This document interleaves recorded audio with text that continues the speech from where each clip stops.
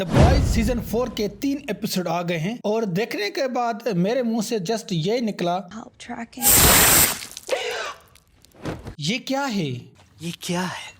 3 episode में इतना Wallace दिखाया है कि क्या ही बताऊं। गाली गलौज, खून खराबा और न्यूडिटी कुछ ज्यादा ही है और कुछ सीन्स ऐसे हैं देखना भी पसंद नहीं करोगे क्योंकि वो इतने घिनौने हैं। सो सीजन 4 में टॉपिक थोड़ा चेंज हो गया है। जैसे कि पहले था the boy versus the 7 group जिनके पास सुपर पावर्स हैं और अब इस सीजन में ये टॉपिक बन गया है ह्यूमन वर्सेस सूप्स। और ये बात इतनी आगे बढ़ गई है कि कोई भी रहम नहीं कर रहा है, ना ह्यूमंस और ना ही सूप्स। बट यहाँ होमलैंडर को दोनों ही चाहिए, सूप्स भी और इंसानों का प्यार भी। बस इसी चीज को बरकरार रखने के लिए वो किसी भी हद तक जा सकता है। तो अब इन 3 एपिसोड में क्या हुआ वो मैं थोड़ा शॉर्ट में एक्सप्लेन करता हूँ और कुछ चीजें ऐसी हैं जिनको हम क्लियर भी कर देते हैं। स्टोरी को एक्सप्लेन नहीं करूंगा, स्ट्राइक लग सकता है जिसकी वजह से चैनल गायब। तो शुरू करते हैं विक्टोरिया न्यूमन से। तो ये ना तो ह्यूमन से सच्ची है और ना ही सूप से, बस ये अपने बारे में सोचती है और अपनी बेटी के बारे में, और इसी वजह से वो द बॉयज का भी साथ दे रही है और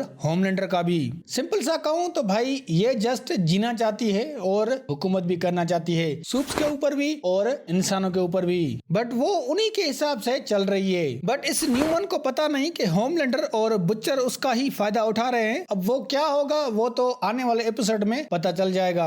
और अब बात करते हैं इस कैरेक्टर की। तो बता दूं कि ये बेटी है न्यूमन की, जूई, और इसके पास पावर है, इसके मुंह से सांप निकलते हैं जो कि बहुत ही डेंजरस है, किसी भी चीज को काट सकते हैं। और इसके पास सुपर ह्यूमन स्ट्रेंथ, ड्यूरेबिलिटी और हीलिंग फैक्टर भी है, और ये अपनी माँ से भी ज्यादा डेंजरस है। और अब मुझे पता चला कि न्यूमन ने अपनी बेटी को कंपाउंड भी क्यों दिया, क्योंकि वो नहीं चाहती थी कि उसकी बेटी के साथ कुछ बुरा हो या फिर उसको कोई ब्लैकमेल करे। बट अब जूई अपना ख्याल खुद रख सकती है। तो अब आते हैं होमलैंडर पर और उसकी टीम द 7। सो होमलैंडर के साथ ये रियान है और वो एक अच्छा बाप बनने की कोशिश कर रहा है और रियान को अपने जैसा ही बनना चाहता है जो रियान नहीं बनना चाहता। और रियान को भी अब होमलैंडर अच्छा नहीं लग रहा है क्योंकि उसे पता चल जाता है कि ये सुपर हीरो रियल में किसी को नहीं बचाते हैं, ये जस्ट खुद को फेमस करने के लिए हर चीज क्रिएट करते हैं। तो मुझे लगता है कि आगे चल के रियान जो है ना वो होमलैंडर के अगेंस्ट हो जाएगा क्योंकि होमलैंडर की हरकतें रियान को अच्छी नहीं लग रही हैं और वो बुचर के साथ कुछ ज्यादा ही क्लोज हो रहा है। वेल तो होमलैंडर जिसको अब काफी लोग पसंद नहीं कर रहे हैं और यही चीज उसको पसंद नहीं। और होमलैंडर एक नए कैरेक्टर से मिलता है जिसका नाम है सिस्टर सेज, जो एक वर्ल्ड की मोस्ट स्मार्टेस्ट पर्सन है। और सिस्टर सेज ऐसी है जो होमलैंडर को उसकी सच्चाई बताती है कि तुम कौन हो और तुम्हारे दिमाग में क्या चल रहा है। और ये सिस्टर सेज होमलैंडर की हाँ में हाँ नहीं करती, जैसे कि होमलैंडर के प्लान्स, होमलैंडर की बातें और भी बहुत ही कुछ, उसको ये रिजेक्ट कर देती है। और इसी वजह से होमलैंडर ने इसको अपने पास रखा है क्योंकि वो नहीं चाहता है कि कोई उसकी चापलूसी करे और उसके साथ रहे, चाहे फिर वो होमलैंडर उसके साथ कुछ भी करे और वो उसकी कोई बात टाल भी नहीं सकता। बट सिस्टर सेज ऐसी नहीं है, अगर उसको सही लगेगा तो ठीक है, वरना वो बात रिजेक्ट कर देती है। और यही चीज होमलैंडर के काम आ रही है क्योंकि सिस्टर सेज होमलैंडर के लिए काम कर रही है, उसको अच्छे अच्छे प्लान बता रही है कि तुम्हें क्या करना है और क्या नहीं करना है। और यकीन करो कि सिस्टर सेज के प्लान्स बहुत ही डेंजरस हैं क्योंकि सिस्टर सेज ने ही होमलैंडर को अपने इंटेलिजेंस से वो बताया जो होमलैंडर हमेशा से चाहता था, जैसे कि लोग उसे महान कहें और वो मसीहा बन जाए और फिर होमलैंडर की ही मर्जी हो और वो जो चाहे कर सकता है। और अब इसी रास्ते पर होमलैंडर और उसकी टीम के लोग चल पड़े हैं और उसी वजह से काफी लोगों को मार भी रहे हैं और उनमें कुछ लोगों का भरोसा भी जीत रहे हैं और लोगों को वो दिखा रहे हैं जो देखना चाहते हैं। बाकी आगे एपिसोड आएंगे तो देख ही लेंगे कि क्या होता है। नाउ अब बात करते हैं द बॉयज की। सो इन बॉयज की सच में लगी पड़ी है।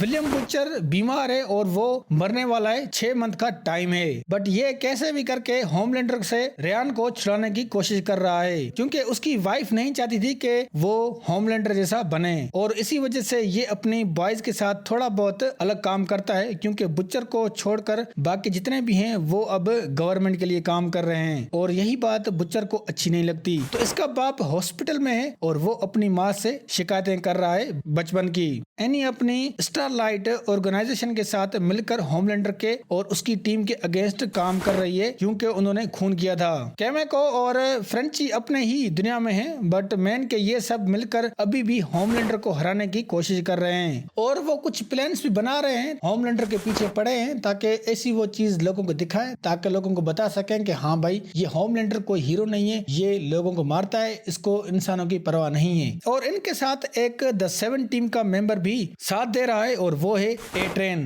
क्योंकि ए ट्रेन की इज्जत नहीं रही अपनों में और अब वो कुछ अच्छा करना चाहता है और सिस्टर सेज को इस बात का पता चल चुका है और वो ढूंढ रही है कि उनकी टीम में गद्दार कौन है। और फायर क्रैकर जो नई कैरेक्टर है ये भी अब द 7 में है और ये पर्सनली स्टारलाइट की दुश्मन है और उसकी अगेंस्ट बातें करके ही अपनी द 7 ग्रुप में जगह बनाई है। और हाँ, ये ब्लैक नोयर जो है ये वो नहीं है जो पहले था, क्योंकि वो बोलता नहीं था, ये बोलता है, तो इसको ब्लैक नोयर 2 का टाइटल दिया गया है। वैसे इस ब्लैक नोयर के पास कौन सी पावर्स हैं अभी वो नहीं दिखाई गई हैं, बट मैन के ब्लैक नोयर 2 तंग आ गया है होमलैंडर की हर बात मान कर। उसे ब्लैक नोयर बनना अच्छा नहीं लग रहा है, अब वो थक चुका है ब्लैक नोयर की एक्टिंग कर करके। तो मुझे लगता है कि ये ब्लैक नोयर जो है वो भी छोड़ देगा होमलैंडर को, या फिर ऐसा होगा कि होमलैंडर गुस्से में आके इसको ही ना मार दे।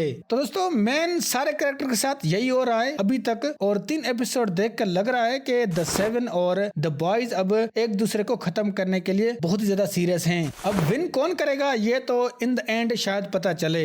और हम बात करें एक्शन की तो वो अभी इतना दिखाया नहीं गया, कुछ हद तक वॉयलेंस दिखाया गया है जो बहुत ही भयानक है और वो 20 साल के लोंडों के लिए भी नहीं है। बट अगर ये वॉयलेंस नहीं दिखाते हैं तो द बॉयज सीरीज देखने का कोई फायदा नहीं है, क्योंकि यही तो मेन और यूनिक चीज है इस सीरीज में। और एक सीन ऐसा है, मुझे फाइनल डेस्टिनेशन फिल्म याद आ गई, क्योंकि उसमें एक्सीडेंट होते थे और यहाँ पर भी एक सीन ऐसा ही है और वो सीन देखोगे तो आपको भी तरस आ जाएगा कि यार ये नहीं होना चाहिए था। और एक सीन तो भाई फुल न्यूडिटी है जो कि सब कुछ दिख रहा है। सो वेल 3 एपिसोड बहुत ही अच्छे थे और ये सीजन भी बहुत ही अच्छा लग रहा है अभी तक और ये अलग भी है। और आने वाले एपिसोड में हमें जेनवी सीरीज के भी कैरेक्टर्स दिखने वाले हैं जो कि इस सीरीज को और भी इंटरेस्टिंग बनाएंगे। तो दोस्तों अभी तक के लिए यही, अगर ये वीडियो अच्छी लगी तो लाइक करें और हमारे चैनल को जरूर सब्सक्राइब करें।